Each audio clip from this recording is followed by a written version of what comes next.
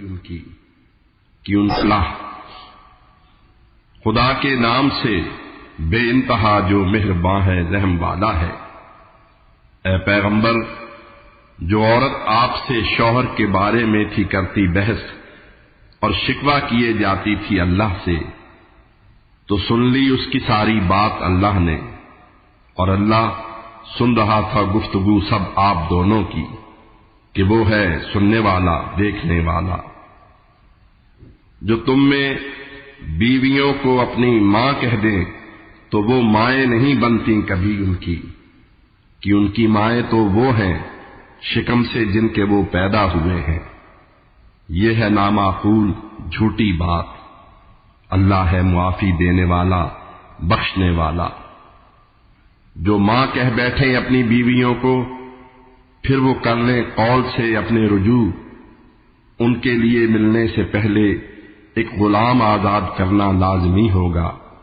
نصیحت ہے تمہارے واسطے یہ، اور تمہارے سارے کاموں سے خدا ہے باخبر۔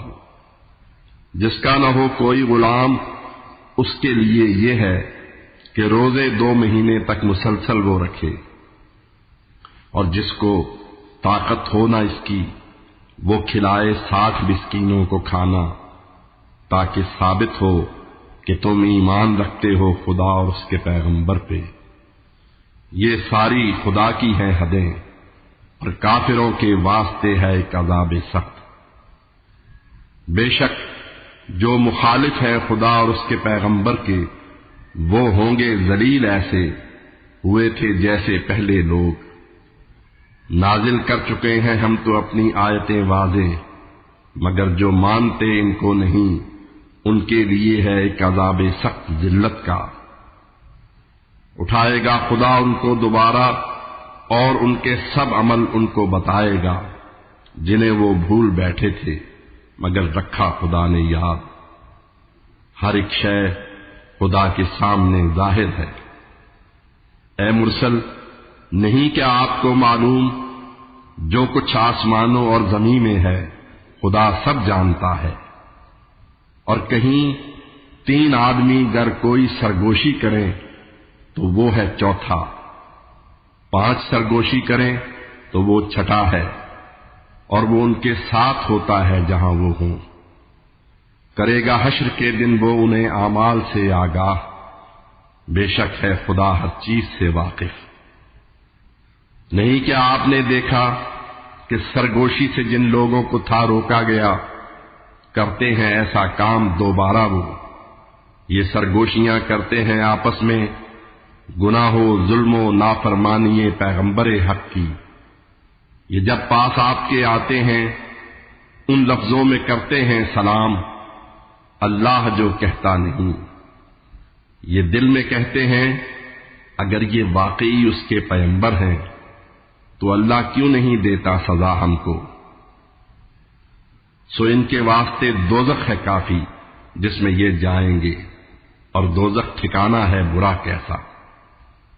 مسلمانوں، کرو آپس میں سرگوشی اگر تم، وہ گناہ و ظلم و نافرمانی پیغمبر حق کی نہ ہو ہرگز، ہو بلکہ نیکی و تقوی کی سرگوشی۔ ڈرو اللہ سے جس کے پاس تم ہوگے اکٹھے۔ یہ بری سرگوشیاں تو کام شیطانی ہیں تاکہ مومنوں کو ان سے پہنچے رنج و غم، لیکن انہیں پہنچا نہیں سکتا ضرر کوئی بغیر اذن الہی کے۔ بھروسہ چاہیے اللہ پر ایمان والوں کو۔ مسلمانوں، کہا جائے جو تم سے مجلسوں میں کھل کے بیٹھو تو کھلے بیٹھو، خدا تم کو فراخی سے نوازے گا۔ کہا جائے اگر اٹھنے کو فوراً اٹھ کھڑے ہو۔ مومنوں اور علم والوں کے خدا اونچے کرے گا مرتبے، اور تم جو کرتے ہو خدا واقف ہے اس سے۔ اے مسلمانوں، اگر تم کہنا چاہو کچھ نبی سے بات پوشیدہ، ادا صدقہ کرو پہلے، کہ یہ حق میں تمہارے ہے بہت پاکیزہ و بہتر۔ اگر اس کا نہ ہو مقدور تو اللہ نہایت بخشنے والا ہے، بے حد مہرباں ہے۔ اور ڈر گئے صدقے سے کیا تم جب نہ تم سے ہو سکا یہ کام تو اللہ نے بھی تم کو معافی دی۔